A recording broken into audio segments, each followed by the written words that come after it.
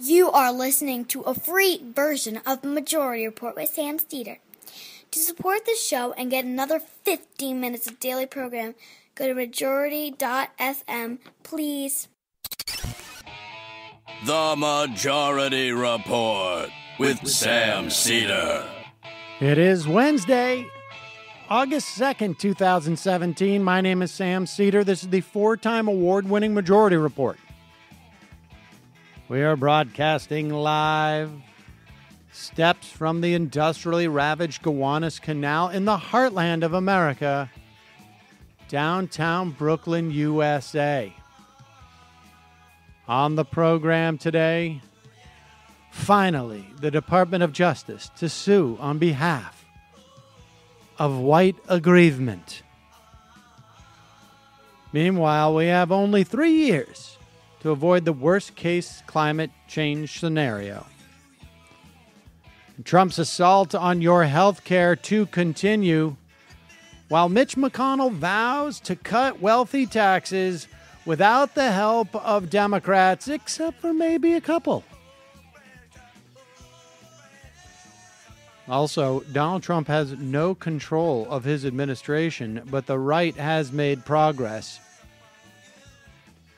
Coast Guard and DEA chiefs rebuke their commander-in-chief. And a big document dump. Monsanto's independent research not so independent. And while Cory Booker becomes Jimmy Reefercake's favorite senator, and we answer the question, is Wells Fargo horrible or even worse?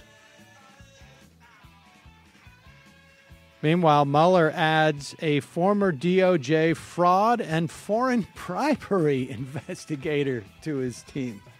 Weird. So strange. It's a witch hunt. Why would he do that? Must be wrapping things up. All that and more on today's program. And we should say right up front, Donald Trump has lamentedly, how am I pronouncing that correctly? Lamentedly? Belatedly? No, he lamented. He lamented. Why don't you say he lamented? Lamented.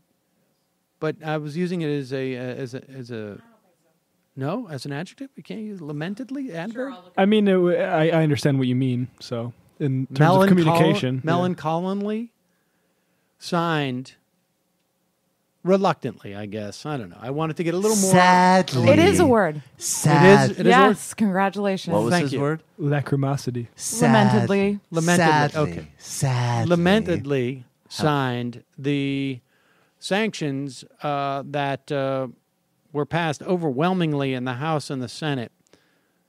These sanctions are new sanctions on Russia, North Korea, and Iran.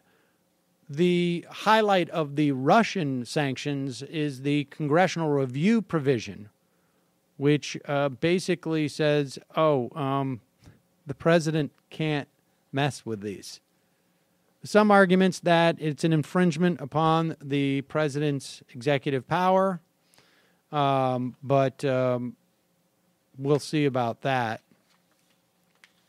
Meanwhile, the sanctions on North Korea involve reporting requirements of the executive branch and sanctions any persons who knowingly, directly, or indirectly purchase from North Korea large quantities of certain metals, including gold, sell or transfer large quantities of rocket or jet fuel for non-commercial air travel. Sorry, Matt.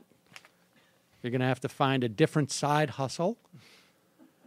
And insures or registers government vessels or maintains correspondent account with any non-UN approved North Korean financial institution. There's apparently some type of a banking innovation that involves a sort of an arm's length type of account. Lastly, the Iran provision entitled Countering Iran's Destabilizing Activities Act of 2017. Ah, geez. Great name. It really gets to the heart of the matter because it's like destabilization and such. KIDA 217 would be the acronym. It requires the administration and update every 2 years a strategy for deterring conventional and asymmetric Iranian activities and threats that directly threaten the United States and its key allies in the Middle East, North Africa, and beyond.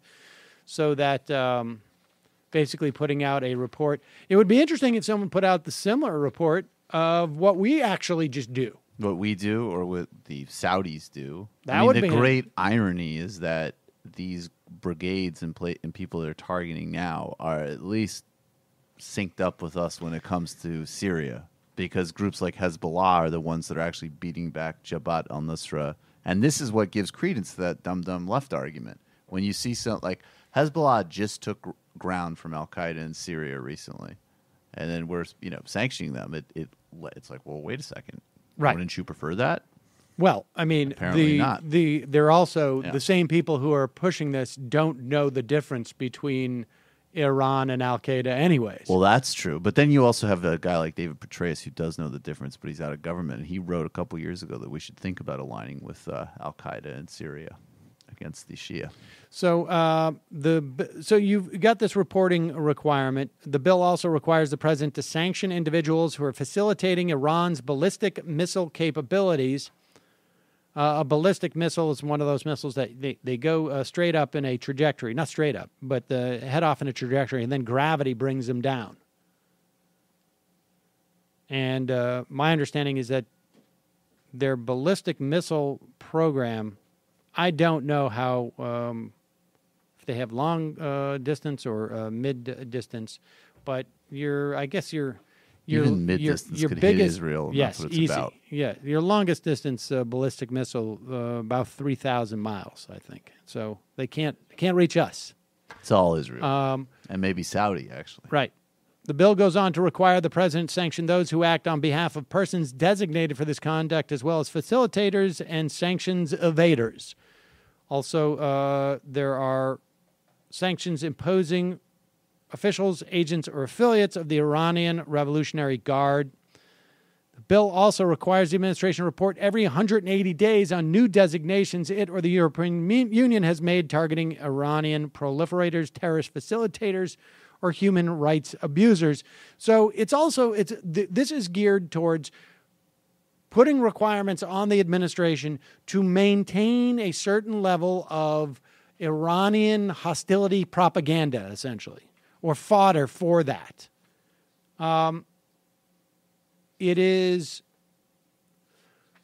obviously Iran has a lot of other options to the extent that they are seeking any of these materials because the rest of the world has not signed on to these sanctions. So their efficacy is in creating feelings of distrust and hostility between us and Iran, but not necessarily in any of the things one would imagine these things were structured for, right? We're not going to cut down on the amount on their ballistic missile program. We're not going to prevent them from funding Hezbollah or whatever other activities they're going to do. And these are all of the things that people tried to inject as poison pills. Remember when they were negotiating the agreement, Republicans and some Democrats always tried to inject this stuff versus the really narrow, specific agreement they had. The agenda from the beginning on the nuke deal was always specifically on the narrow thing. Yes, and they're following it. Right. They're doing it. And the argument was, but you haven't handled all the extraneous things that you decided not to negotiate on. Right. You didn't have a grand unified deal. We're not doing that. Actually having a very specific one. All right. So let's get into, there's a couple of things that are really important to talk about.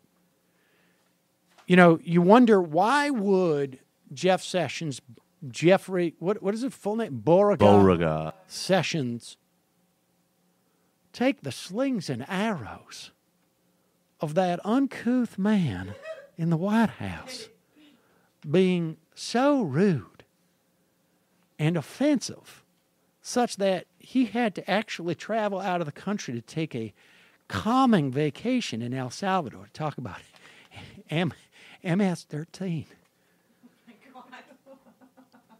What would compel a man? It is, I'll tell you, it is a sense of mission. A sense that he is on a God-given mission to make sure white people get a fair shake in this country. In addition, of course, to the voter suppression, and you remember, you have Donald Trump's Election Integrity Commission headed by Chris Kobach. But meanwhile, the Department of Justice Civil Rights Division, and within that, the political part of the Civil Rights Division, has sent letters to 50 states seeking essentially the same material in an attempt to begin to pressure states to disenfranchise voters. We also know what Jeff Sessions has done in terms of you get arrested, you're going to have your stuff basically dispossessed, even if you haven't been convicted. Also has unshackled, really not unshackled, has encouraged police departments across the country to engage in the worst of practices by saying, you will have no problems with us. So to the extent that you have felt any oversight now with anything that you're doing, that oversight will be gone.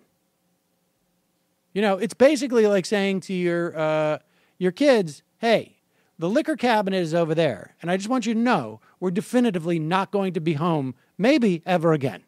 Have an open and free exchange of ideas with those that you put in custody. Don't suppress your freedom of movement of speech with them. I just want to make it clear that while we're leaving you the liquor cabinet and we're not coming home, your grandpa, Donald Trump, he is going to just come over here and tell you exactly how to take shots. Right? I mean, so basically what I'm trying to say is put some black kids in comas. You literally had the President of the United States basically advocating the police to rough up their prisoners.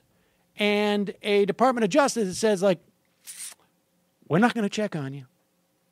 Well, that apparently was not the only mission that God had put Jeff Sessions on. Trump administration is preparing to redirect resources of the Justice Department's Civil Rights Division. You know, I want to remind you of the interview that we did with Sam Bagenstos. I guess maybe this was in December. He was a member of this division under the Clinton administration and then under the Obama administration and saw how it had been ravaged during the Bush administration. And I would imagine if we have him back, and maybe we should soon, what we're seeing is, I mean, I hate this phrase, but that on steroids. Although steroids we're going to now allow. Wow, I just think if a man would like the better shot hitting a grand slam home run, why shouldn't he be able to ingest experimental hormones into his own body? You ever listen to the Joe Rogan podcast? I would also say it would certainly enhance the ability to pick cotton, let's say. I'm just spitballing here, but say you put a young buck in prison for an unlimited term and you wanted to force them to do uncompensated physical labor, but you might want to put a little bit of a, I don't know, hormonal treatment in some of their cornmeal. At the canteen. Might make a great deal of sense when they're mixing that up in the commissary. So, reported today by Charlie Savage in the New York Times, the Trump administration preparing to redirect the resources of the Justice Department's Civil Rights Division toward investigating and suing universities over affirmative action admissions policies deemed to discriminate against white applicants. This is according to a document obtained by the Times. The document apparently is basically a hiring announcement. Seeks lawyers, current lawyers, interested in working for a new project on, quote, investigations and possible litigation related to intentional race-based discrimination in college and university admissions. It will be run out of the division's front office. which is where the political appointees work, rather than its educational opportunities section, which is where the career civil servants and professionals who deal with this work. Roger Clegg, a former top official in the Civil Rights Division during the Reagan administration, famous, I believe, John Roberts was there, arguing how to dismantle the Voting Rights Act. It took 30 years, but he got there. And the first Bush administration, who is now president of the Conservative Center for Equal Opportunity, with apparently a subtitle of, can you believe it? We called it that. Called the project a welcome and long overdue development. Meanwhile, Kristen Clark, who is the president of the Lawyers Committee for Civil Rights under law, said this is deeply disturbing. It could be a dog whistle that could invite a lot of chaos and unnecessarily create hysteria among colleges and universities who may fear that the government may come down on them for efforts to maintain diversity on their campuses. Now, understand that the Supreme Court recently ruled that they have narrowed what is allowable under so-called affirmative action programs. They have found in the past that if that there are educational benefits from having a diverse student body, as long as there is a more holistic approach to trying to increase that diversity. So if you use a combination of geography and economic status, but you can't use quotas or race-based systems.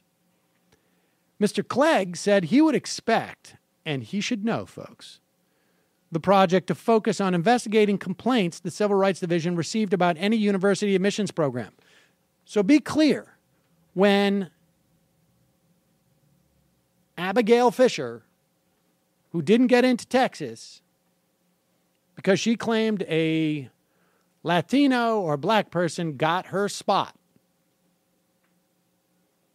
she comes up with a complaint, they're going to have a whole team that's going to welcome her to Washington, take her complaint. And it's very hard, I would imagine, for to imagine that white people would be complaining that somehow they've lost out in this. He also suggested Obama was president. What the hell? I want to go to college.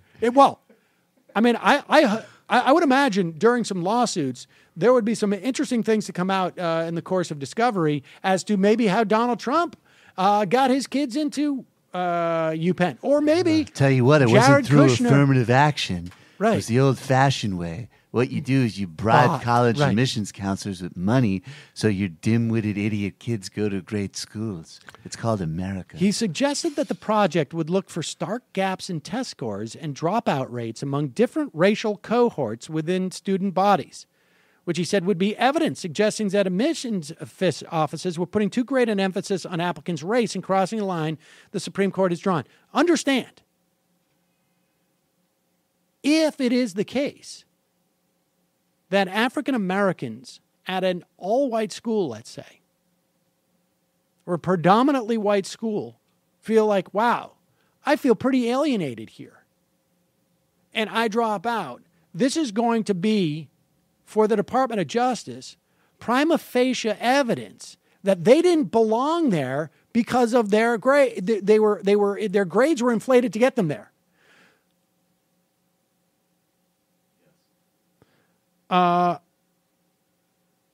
If you're looking for gaps in test scores,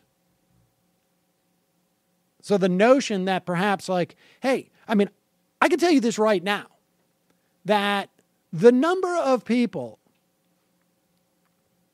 who, in my daughter's cohort, who get tutoring for all of the tests that end up being used for admissions, whether it's in gifted and talented programs in New York City or whether it's to get into the better schools in middle school, this is all public school stuff, is I would bet, I don't even know what the multiplier is, but they all get it. I don't know, they all get it, but a lot of people get it. And it definitively helps raise your scores on these things. So the idea that you're going to look for these things as indications that black people, brown people didn't belong in the school is, well, I mean, it's just, I mean, this is, I don't know what else to say. It is, we have now an attempt, and it's just an attempt right now. I mean, there's a suggestion that maybe there's just a way of scaring schools to shut down their own programs, like, self-deport or something. But we're watching the beginnings of an attempt to institutionalize and send us back to where we were decades and decades ago in terms of making and purifying the race of the student bodies in this country. Purifying, Jesus. Right. Yeah. Do you also think that we've always made the point that Trump obviously lied about the economic agenda, any type of, all of his sort of lies about populism and Wall Street and everybody being covered, but they're keeping their word with xenophobia and social reaction. And it just seems to me that with the ban being announced over Twitter of people, transgender people in the military, and then this, which I'm sure Sessions was planning regardless, the more they fail legislatively, they're going to lean even heavier on this stuff, right? Of course. Yeah. Of course. And remember, Jeff Sessions is Bannon's boy. Right. Jeff Sessions and Bannon seems to be the only one still standing in there. Well, I don't exactly stand, but I fucking lead into shit. I'll remind you that the former general, Kelly, over at DHS, ICE somehow got the word that they can go after anybody, and they should. And that if you want to go after the most vulnerable, the least harmful immigrants in this country without documentation, you want to go after moms, you want to go after kids, and you can get those numbers up, by all means, go. Do it. So it's not like the new chief of staff who's going to allow Donald Trump to pivot is going to be putting any type of brakes on this.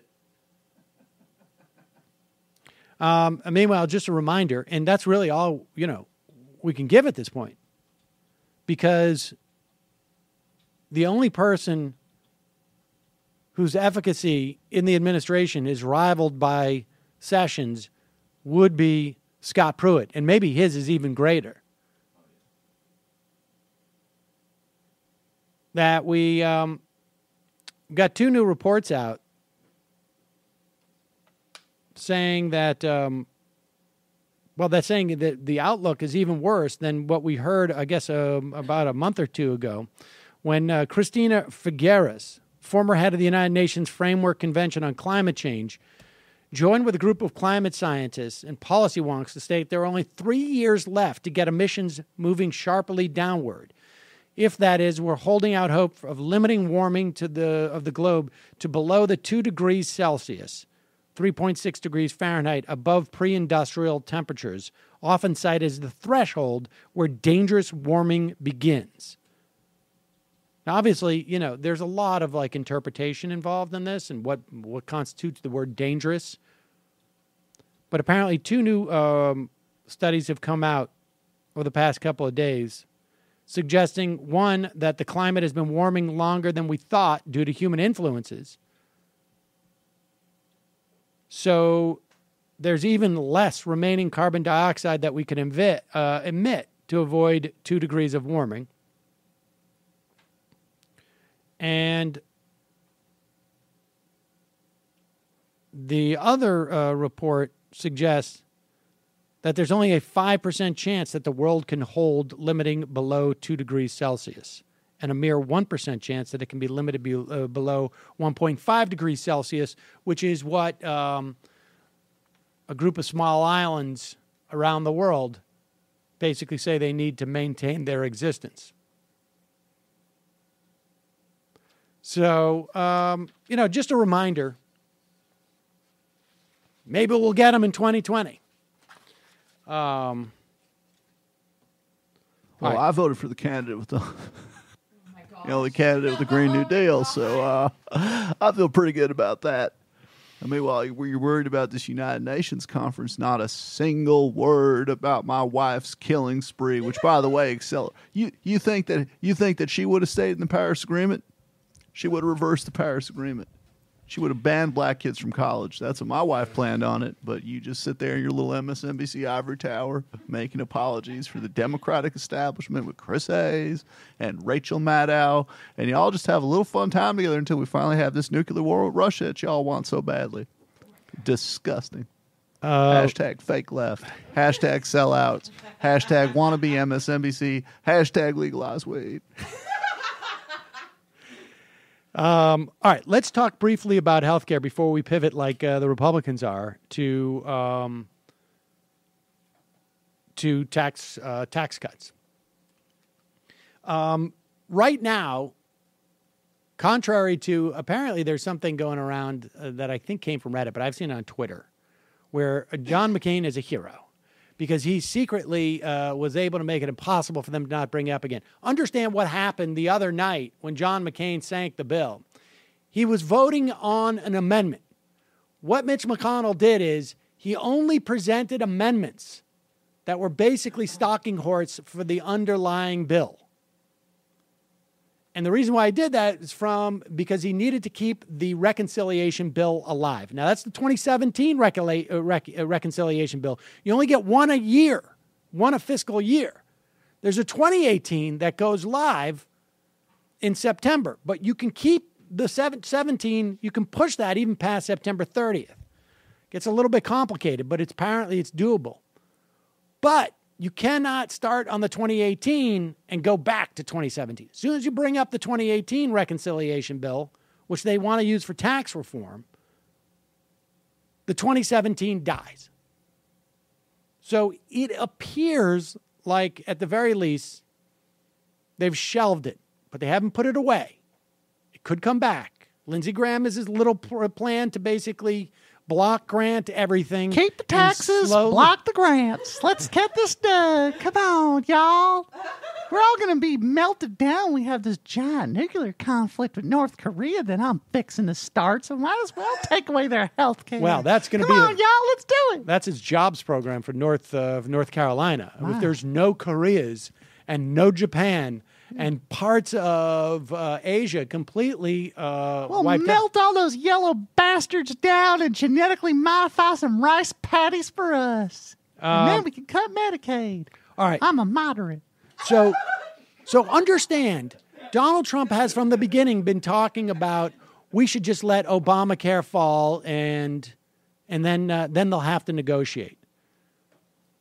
Starting really under the Obama administration, when the Congress voted to defund the risk corridors for insurers, which is basically an insurer says, okay, I'm going to go into this market. I'm going to offer a product on the exchange. I don't really know who's going to buy it. And if I don't know who's going to buy it, I don't have any actuarial tables that tell me how much I'm going to pay out versus the amount that I'm going to take in. And so I can't manage my business model. Now, frankly, this is why the insurance industry was going to die anyways. And why, for a long time, Joe Lieberman, I believe, was supportive of a buy-in at age 55 or Medicare for 55 and older, because the business model of health insurance generally doesn't work unless you keep it afloat with government subsidies. So while the Republican plans don't even constitute any plans, the Democratic plan that we have, the worst part of it is just the subsidies of private insurance. Expansion of Medicaid is good. The patient protections and actually making sure the product is good. But the risk corridor has basically allowed the insurance companies to go into the markets blind, and the government basically saying, we're going to backstop you. If your losses exceed an extra, this amount, we're going to pay you. We're going to subsidize you. Almost like you would farmers, right? You put your crops out there. If the shit hits the fan, we got you covered. Congress defunded that. There are lawsuits right now that have already been ongoing trying to sue the government into paying for those risk corridors. But what else you've seen is that in predominantly the Republican-controlled states, they have made it much harder for the insurance companies in these individual markets, the risk corridors being the primary thing. The instability that has been created by Donald Trump has basically said to insurance companies, like, we don't even know now if we're going to get our subsidies, the CSRs, the cost-sharing reduction, which are basically, again, these are subsidies paid directly to insurance companies on behalf of people living between 133% and 400% of poverty, who go into the exchanges and get discounts, essentially tax reductions, on their insurance. And insurance companies don't know if that's going to exist, so they raise their insurance rates. Here is Chris Cuomo talking to Mick Mulvaney about any attempts to stabilize the insurance markets. I think the president will enable, to the extent that he has control, the CSR payments to those markets so they stay stabilized. I think we've said from the very beginning, the time that he got into office, that we look at these on a month-by-month basis, and that position has not changed. But aren't you then holding those payments hostage and encouraging the insurers to do exactly what they're doing, which is to say we're going to have to raise premiums because of the uncertainty, the exact same uncertainty that you say is the problem? Chris, we're having the exact same conversation we had 30 seconds ago. Yeah, because I feel like you're dancing around the reality that you need those payments in order to stabilize the markets. And if you're holding them hostage, you're essentially putting people at risk. Stop for a second. These payments have been there for years. Right. The markets are not stable. You are making the assumption that if we make the payments, the market. No, stop for a second. You asked me, not unstable. You asked me the question. Let me finish the answer. All markets are not unstable. You asked me the question, let me finish the answer. You are assuming that with these CSR payments, the markets will stay stable. That is a false assumption. That's not a fair question. More stable than otherwise. Well, the insurers are saying we're going to have to raise premiums if you don't give them to us. What do you call it? More stable is replacing this with something that actually works. That is more stable. And the CBO said that every one of your suggestions made it worse. Every single one, the CBO said. And your reaction to that was to try to dismantle the CBO. There you go. Wow, you got to hand it to Chris Cuomo. Mick Mulvaney, this guy, I got to say, not the A-team. Not the A-team. Now, understand the dynamic here. They say they're going to do this month to month. Go in to your boss's office, or if you're a boss, go to your employees and say, guess what we're going to do? I'm going to let you know at the end of the month if I'm going to pay you. I've been paying you all this time, so I'm going to do it month to month, do you see? Exactly. Honestly. Matt all of a sudden will lose his cool. Wait a second. I have a giant box shipment coming in at the end of the month. I'm not saying that people don't do that. Now, a lot of people work that way. But the bottom line is that does not make you feel like, hey, now's the time for me to buy a new house. Or I think I'm make going some to long-term plans. I think I'm going to buy that couch. No. I make long-term plans based off of flimsy financial chicanery all the time. So there you go. I mean, the bottom line is they know just by threatening these payments, it forces insurance companies to raise their rates as a way of protecting themselves, because insurance companies do not sell insurance for a month at a time. So they know that's what this is doing in an attempt to squeeze people. They are also, in an attempt to destabilize these markets, they are not putting the money into promoting the open enrollment period, where people are supposed to sign up. You want to expand the risk pool. The more people who buy insurance, the cheaper the insurance becomes, because you're expanding the risk pool. They are also getting rid of the navigators and the centers where people would figure out how to buy insurance. That's also gone. They are explicitly, Obama was a little bit implicit, but explicitly not enforcing the mandate, encouraging people who feel they don't need health insurance to not buy it, and therefore making the risk pools filled with people who are more convinced they need it and making insurance more expensive. And then there's a whole series of waivers that they could be issuing to probably Republican states without the same sort of requirements that they've had in the past. Now, the only good news today is that in the lawsuit, the Republicans had been suing Obama to stop the CSR payments, these subsidies. And apparently the judge in the D.C. Circuit, or the judges, I should say, D.C. Circuit, remember, this is the one where the nuking the filibuster made it possible to fill these. Republicans wanted to actually shrink the size of this court so that they could have a majority while they were blocking all of Obama's nominees. It's a hugely important court. The D.C. Circuit decided, I guess this was last night, to grant New York Attorney General Eric Schneiderman's motion to intervene in House versus Price, which used to be, I think, House versus Bacillus, in defense of the Affordable Care Act's cost-sharing reduction subsidies. So now the White House can't just say, hey, we're no longer defending ourselves against this suit. Now there's another party there. This is huge.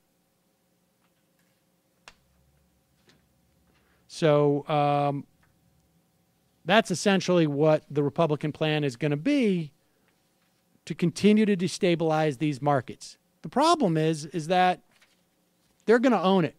I think that ship has sailed. They've just this has been just too high profile where people wouldn't understand that dynamic. I mean, we just saw Chris Cuomo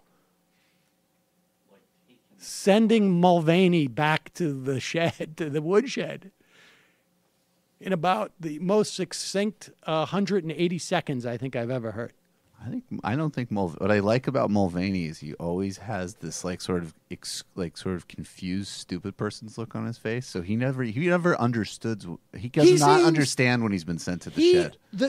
He probably got off that. I was like, I set Cuomo straight, liberal CNN, fake news. The experience that I have always had when I have actually debated right wingers is that they're so unused to actually having a debate on the merits of the whatever they're talking about, that they're just completely blindsided when somebody has a response for what they're saying.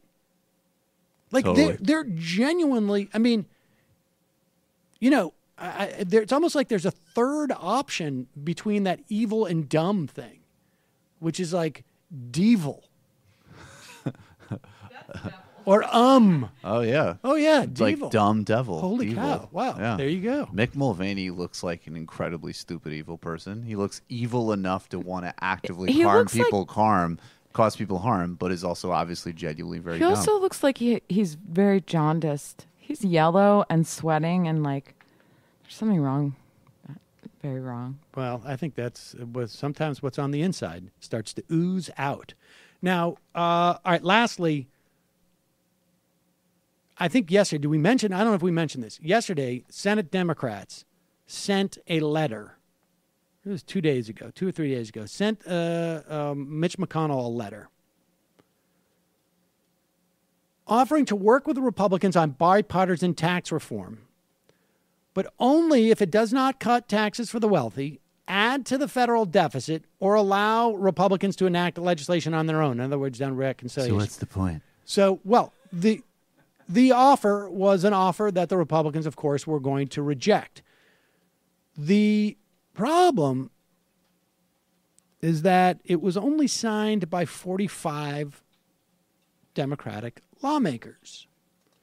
And those Democrats who did not sign it were, I think it was Joe Donnelly from Indiana, Joe Manchin from West Virginia, and Heidi Heitkamp of North Dakota. Thanks, Good job, Matt. And I want you to listen to Mitch McConnell today or yesterday admitting that healthcare, saying a couple of things. One, they're going to pass this, right? Through they're talking about tax reform, saying there is no stomach amongst the Republican caucus to getting rid of the filibuster, saying the problem was Republicans when it came to health care. And then I think at the end here, he has an allusion to maybe how they're going to do tax so-called reform. What about Saturday morning we got a series of tweets from the president about Senate procedure. He talked about reconciliation. He talked about lowering the threshold here. You have been adamant and asked before that you don't think that there's the wherewithal on both sides of the aisle to lower the bar for legislative filibusters. What did you make of the president kind of directing floor traffic from 1600 Pennsylvania this weekend when he was saying you ought to do things this way, you ought to do things this way, and changing the Senate rules? Well, I mean, it's pretty obvious that our problem with health care was not the Democrats. We didn't have 50 Republicans. There are not the votes in the Senate, as I've said repeatedly to the president and to all of you, to change the rules of the Senate. There are not enough. It would require 50 or 51 Republicans to agree to do that. The votes are simply not there. But the good news is the top two priorities of the president don't require anything more than a simple majority: tax reform and health care. And there's an opportunity. We're continuing to score some of the options on health care that Senator Portman, Senator Cruz, Senator Graham, Senator Cassidy wanted to take a look at. The reconciliation vehicle for health care has not yet expired, so there's still an opportunity to do that. So I think I've just told you what I've told the president on several occasions. But is that going on? And I think, where was it he said, McConnell also, I think, went on to say there or another place that he anticipates they may have some Democrats when it comes to getting tax reform passed. And, in fact, here it is. Kentucky Republican Mitch McConnell cited Tuesday a letter from 45 Democratic senators urging Republicans not to use reconciliation and vowing to oppose a tax plan that adds to the deficit or cuts the annual bill of the richest 1% taxpayers. He said, I don't think this is going to be 1986 when you had bipartisan effort to scrub the code. I remember it well. I was drinking heavily and bringing Congressman Donnelly from Quincy, Massachusetts, his case of Busch beer and Merit cigarettes that he used to indulge in every day. He goes on to say Democratic senators who did not sign the letter may be open to pro-growth tax reform. And that, of course, is a euphemism for trickle-down economics, which, of course, is a euphemism for cutting taxes for the rich and screwing everyone else. So use the double arm's length euphemism. But that letter is indicative of the problem that they might have with tax cuts in terms of the Democrats. You were able to hold the caucus for health care. I don't know if that's going to happen when it comes to tax cuts. But we got a lot more to talk about in the fun half, ladies and gentlemen. Obviously, a lot more news today, but those are the big stories. And a personal statement. And oh yeah, we may get to that. My social life is we may have to get it. We may have to get it to get to that tomorrow. We'll see. Trump and liberal intolerance, totally unfair. Gonna have to get the DOJ to sue, folks. It is your membership that makes this show possible. Say this every day. It starts to sound rote, but it is the truth. I think a lot of people are hitting some financial issues at the moment on our membership, and we always work out deals with people if they have to cancel. But if you are one of those people who are fortunate enough to not have that situation, Head over to jointhemajorityreport.com. Jointhemajorityreport.com. Become a member. You support the fun half, the free half of this show, and then we give you some bonus content every day. Interviews with Naomi Klein, a rundown of sort of the more arcane and boring stuff you could ever imagine, like today. It's not boring. Not boring. Not that boring. Doing interviews. We're going to be taking some days off at the end of August.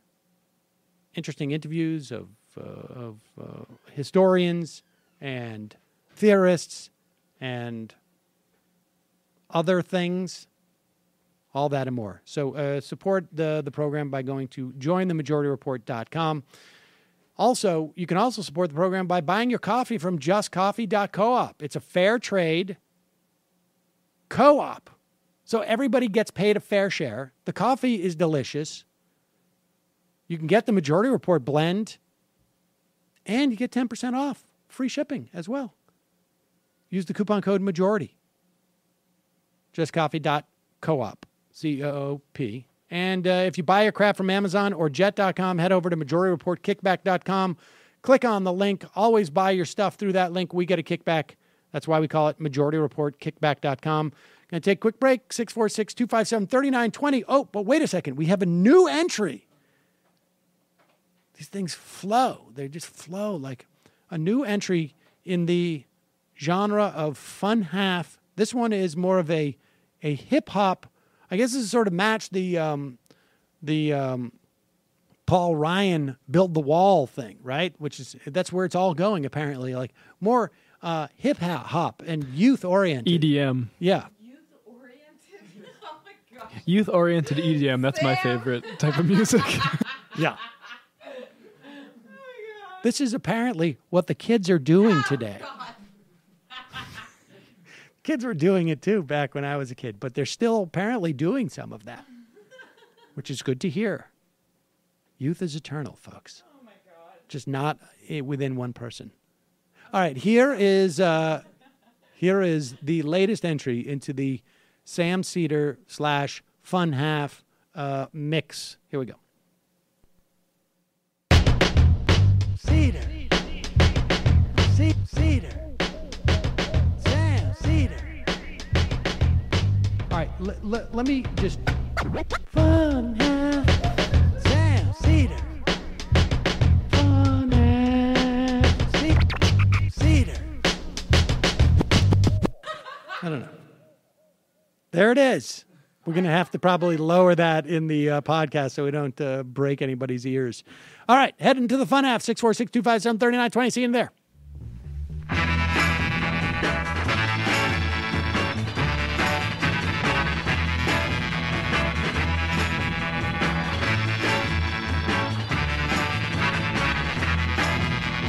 Think of all the times she said no, no, no, no. Like to speak my mind. She said no, no, no, no. And I know her time's not free. She didn't waste none on me. Situation sad. She said no, no, no, no.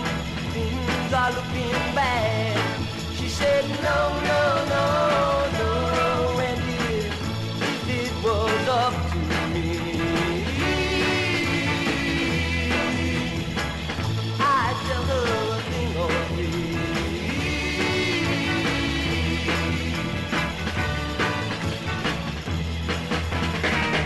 Every time I see her look my way, I don't know, girl, what to say.